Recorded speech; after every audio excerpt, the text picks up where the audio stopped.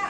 இத பாரு நான் கூட்டுறேன் பாரு 1 + 2 + 3 கூட்டினா எவ்வளவு வருது? 1 + 2 3 3 + 3 6 6 முக்கோணங்களின் கண்டுபிடிச்சிட்டோமா? அதே மாதிரி நீங்க கண்டுபிடிக்கிறீங்க.